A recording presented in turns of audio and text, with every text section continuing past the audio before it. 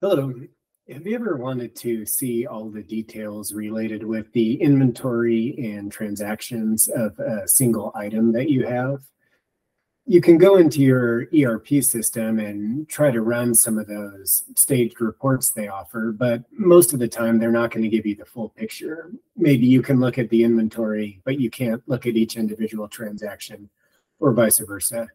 Either way, it's usually an unsatisfactory experience trying to get a full picture of an item within each of the ERP systems. What I want to show you is a Tableau dashboard that brings both inventory and transaction information together and is going to show on a single dashboard a lot of the information that would be interesting if you're trying to look at usage patterns or inventory patterns of an individual item. We'll be able to look at the total amount by week. We can look at trends over time. We'll be able to see really precise detail of which weeks were our highest or our lowest or our average.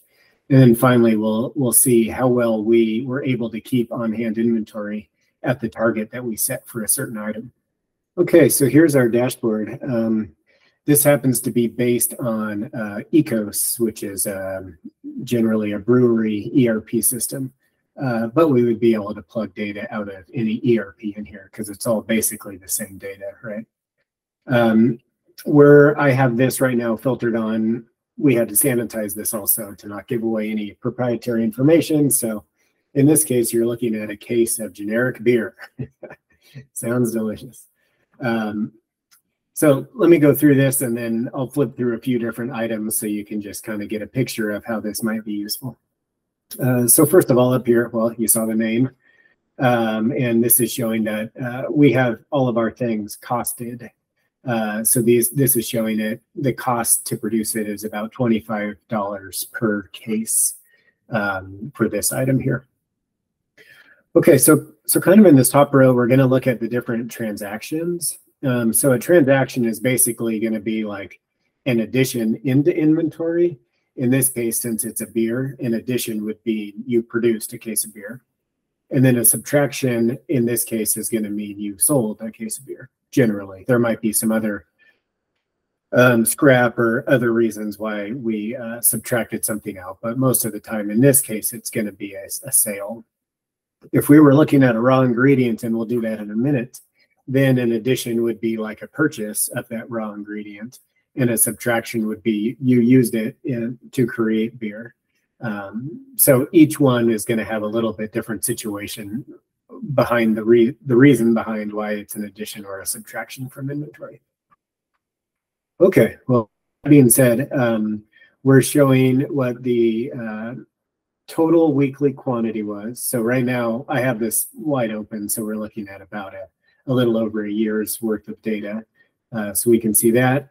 We can see what each average week was when we either produced it or we had in this case, a sale on it.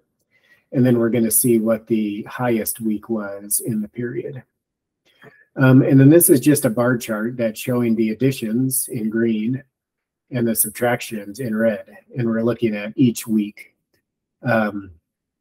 So a few, well, I'll do a few things that stand out now.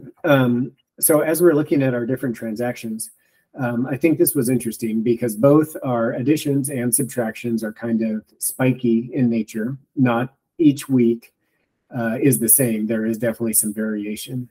And we see a little bit more of that in our additions, which means when we're brewing beer. So we don't necessarily brew this beer every single week, which is why we see that we brewed some here, then we didn't for a few weeks, and we brewed a little bit more, etc. And the demand, while demand is a little bit more steady in that we generally sell some every single week, there's definitely weeks that we've sold more than others. And then we should get some of these numbers to tie out. So this is showing, for example, that the max addition week, that week we produced the most of this beer was 168 units. And that's probably this line here. Yep. And then we could see like the max week that we sold it was 133 units, which probably ties out to this one. Okay, cool. So that's kind of interesting. I think another thing that kind of stands out is even though these are the patterns are a little bit different, in total for this period, we basically sold everything that we produced. So in total, we didn't really add or subtract any inventory, even though each individual week we might have. And we'll see that a little bit better down here on the bottom, which is going to be showing the inventory for this individual item. We're going to look at inventory a few different ways. One is just the quantity we had on hand. So that's going to be this first row here. On average, we had 82 cases on hand. At the lowest point, we had 25, and at the highest point, we had 175 cases. Next, we're just going to value that. So we're multiplying each case by that $25 of cost. So we'll show, on average, we're investing about $2,000 in the inventory of this beer, and at the high point, we invested about $4,000. Okay, this next one's going to be more related to how often have we been in good shape for what we wanted to have on hand. And we're using this reorder level as an indicator of kind of, let's say, our safety stock level. So anytime we have more than 68 units, we're in good shape with inventory. Anytime we have less, we might still be okay, but we want to be alerted that maybe we're running a little bit low. So what this is doing is it's showing that 61% of the time, so 61% of the weeks out of this period, we were in good shape on inventory. But there were, in this case, 13 different times that we were a little bit understocked. So that would be how to understand this bottom one here. Okay, and then we're just going to show that on the graph. So this is showing, this one's doing a biweekly snapshot. So we can see what the inventory value is every 2 weeks. Probably not a big surprise that it bounces up and down a little bit. You know, we saw that the additions and subtraction transactions are a little bit spiky, so we're seeing that same tendency with inventory. We don't have any weeks that we hit zero, so that's a good sign. We never fully ran out, but we probably had some weeks that we were a little bit overstocked, and then some others that we were running a little bit low, and we might have been nervous on that. Okay, let me just bring up a one of my other sample items here. So in this case, we're looking at some oats. I won't go through this one in as much detail, but just take a look at some of the information on here. We can see some of the, in this case, we purchase it pretty frequently, and we use it also pretty frequently. So kind of a steady stream coming in and going out. Again, in total, we've used about as much as we bought for the year, which basically makes sense. On average, we've had about 600 pounds of this on hand, which is only $500. This isn't a real expensive ingredient for us, but we don't want to run out of it. So in this case, it's worth it for us to have a little bit extra on hand versus running out and not being able to brew something, right? So we set our safety stock at 400 units, and about three-fourths of the time we've been above that, but a few weeks we've been unavailable. And we can see, just looking at the trend graph, that this week here, we probably were getting a little bit nervous. We only had 50 weeks on hand, and we use almost 200, sorry, we had 50 pounds on hand this week, and we use almost 200 pounds per week.